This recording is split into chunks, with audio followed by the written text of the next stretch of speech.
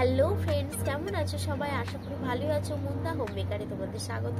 তোমাদের কাছে আরও নতুন একটা রেসিপি নিয়ে চলে এসেছি। সেই রেসিপিটা হলো নরম স্পঞ্জি ইডলি আর তার সাথে সাম্বার।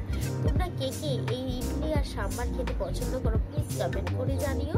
আর যদি তোমরা কেউ বাড়িতে ইডলি সাম্বার বানাতে চাও তাহলে পুরো ভিডিওটা স্কিপ না করে দেখতে থাকো। আমি কীভাবে বাড়িতেই খুব সহজেই ইডলি আর সাম্বার বানিয়ে নিই, চলো দেখতে থাকো তোমরা। এখানে আমি ইডলির জন্য দেখো বিউলির ডাল নিয়ে নিয়েছি। এই বাটিটার মাপ করে এই বাটিটার আমি 1 বাটি নিয়েছি বিউলির ডাল, আর এখানে নিয়েছি আমি 3 বাটি সেদ্ধ চাল। পরিমাপটা খুব ভালোভাবে মনে রাখবে। এখানে 1 বাটি যদি তুমি বিউলির ডাল নাও তাহলে 3 বাটি চাল নিতে হবে, সেদ্ধ চাল। এবার দেখো আমি ডালটা পরিষ্কার করে ধুয়ে নিয়েছি, আর এদিকে চালটাও আমি পরিষ্কার করে ধুয়ে নিয়েছি। আমি রাত্রের জন্য ভিজিয়ে রেখে দেবো। সারা রাতটা ভিজবে। তোমাদের কাছে সময় থাকলে তোমরাও রাতটা ভিজিয়ে রাখতে পারো, কিংবা 2 ঘন্টা তোমাদের কাছে যদি সময় না থাকে 2 ঘন্টা চাল আর ডাল ভিজিয়ে রাখতে পারো। সারা রাতটা ভিজালেই ভালো হয়। দেখো চালটা এখানে আমার ভালো সুন্দরভাবে ভিজে গেছে, দেখেছো। এবার আমি মিক্সিতে গ্রাইন্ড করে নিচ্ছি, আর তার সাথে আমি দিয়ে দিচ্ছি মেথি গুঁড়ো টেস্টটা ভালো আসার জন্য। দেখো আমার এই রকম দেখেছো কত সুন্দর মিহি হয়ে গেছে ডালটা। এইবার আমি এক এক করে ডালটা পেস্ট করে নিচ্ছি। এবার চালটাও আমার ভিজে গেছে, চালটাও আমি একই সাথে মিক্সিতে গ্রাইন্ড করে নেব। পেস্ট চাল আর ডাল আমার একসাথে গ্রাইন্ড করে নিয়েছি। দেখো এই দেখো নিচে ডাল রয়েছে, ডালটা আর চালটা বুঝতেই পারছো। চাল আর ডালটা ভালোভাবে মিশিয়ে নিচ্ছি।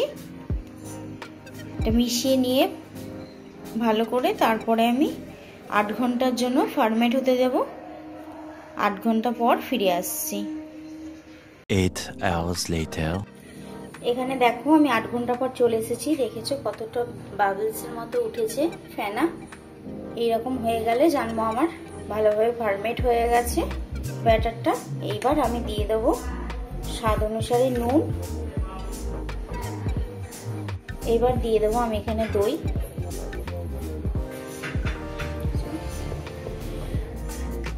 এখানে ইডলি স্টিম করার জায়গা নিয়ে নিয়েছি, এর মধ্যে তেল গুলিয়ে নিয়েছি হালকা সাদা তেল। এইবার ব্যাটারটা দিয়ে দেব।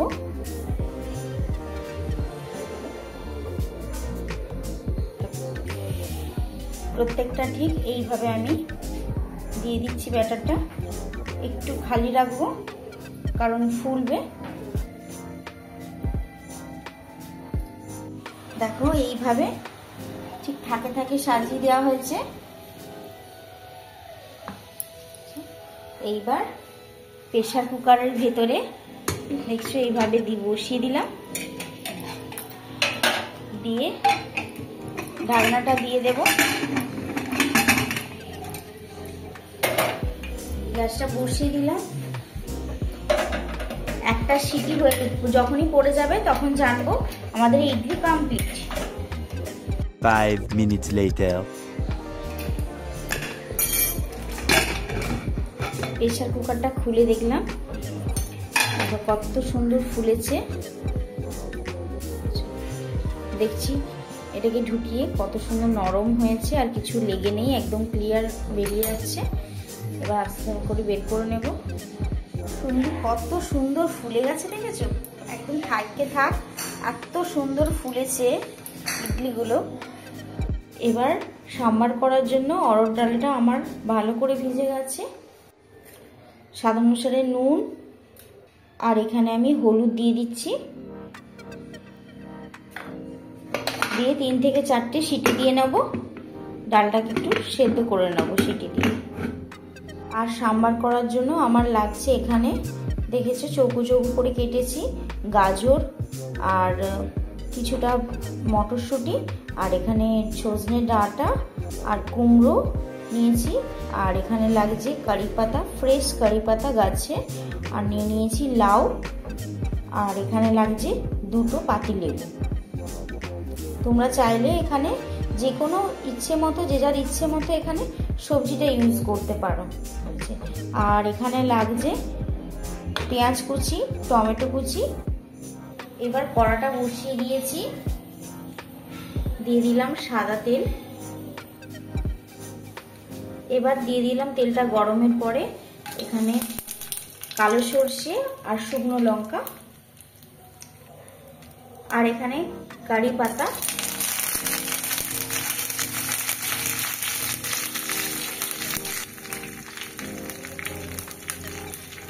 এবার কেটে রাখা পেঁয়াজ দিয়ে দিলাম। এবার বাকি সবজিগুলো যে কেটে রেখেছিলাম সবজিগুলো দিয়ে দেবো।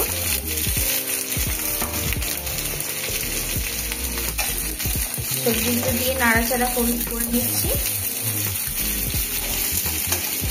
5 মিনিট নাড়াচাড়া করবো সবজিগুলো। 5 minutes later. 5 মিনিট নাড়াচাড়া করার পর এইবার কেটে রাখা টমেটোটা দিয়ে দিলাম।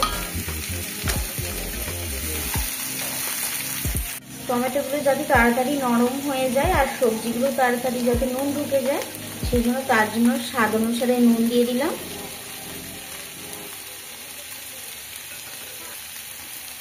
আর দিয়ে দিলাম হলুদ গুঁড়ো, আর এখানে 1 চামচ লঙ্কা গুঁড়ো দিলাম। এবার মশলাটা ঠিকঠাক ভাবে কষে নিচ্ছি একটু, যাতে ভালোভাবে এখানে টমেটোগুলো একটু নরম হয়ে যাবে আর কিছুক্ষণ ধরে কষাও হয়ে যাবে ঠিকঠাক ভাবে। এবার দিয়ে দেবো আমি এখানে সাম্বার মশলা। আমি এখানে বাইরের কেনা মশলাটা ইউজ করছি, যে কোনো তোমরা কোম্পানি নিতে পারো। এখানে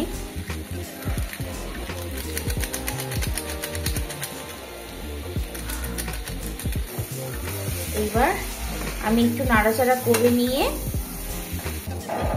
এখানে আমার ডালটা অলরেডি সেদ্ধই হয়ে গেছে সুন্দরভাবে, দেখেছো। আমি এবার ডালটার মধ্যে এই সবজিগুলো তুলে দেব। সেদ্ধ করে রাখা ডালের মধ্যে আমি সমস্ত সবজিগুলো দিয়ে দিয়েছি। কালারটা দেখেছো কত সুন্দর হয়েছে। এবার আমি একটা সিটি দিয়ে দেবো, তাহলে আমার সাম্বার কমপ্লিট হয়ে যাবে। A few moments later. এখানে আমার সাম্বার কমপ্লিট হয়ে গেছে।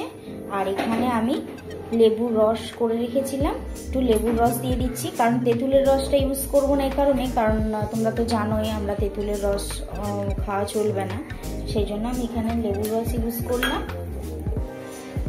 তোমরা চাইলে এখানে পাকা তেঁতুলের রস ইউজ করতে পারো।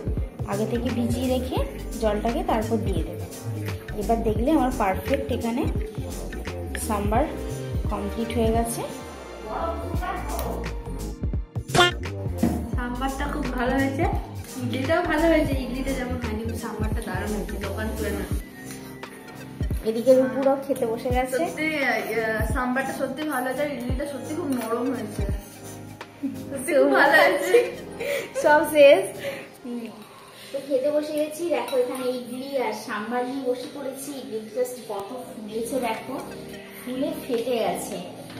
দেখাচ্ছি কতটা পাউরুটির মতোই দেখো। আহা, কি সুন্দর নরম, একদম সফট। এবার খেয়ে দেখাবো কিরকম হয়েছে। এখন সাম্বারের মধ্যে চিবিয়ে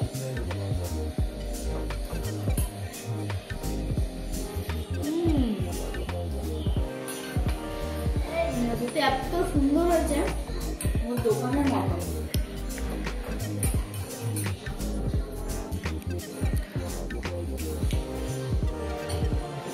দারুণ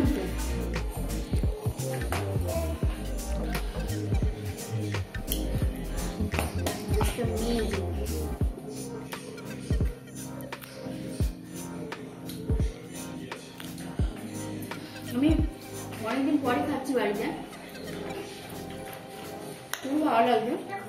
তো দেখলে তোমরা বাড়িতে কিভাবে বানালাম, এত সুন্দর নরম, দেখতে পাচ্ছ সফট আর নরম, তুলতুল করছে। এরকম পারফেক্ট যদি তোমরা ইডলি আর সাম্বার বানাতে চাও তাহলে আমার ভিডিওটা পুরোটা স্কিপ না করে দেখো, আর বাড়িতে বলবো একবার নিশ্চয়ই ট্রাই করো।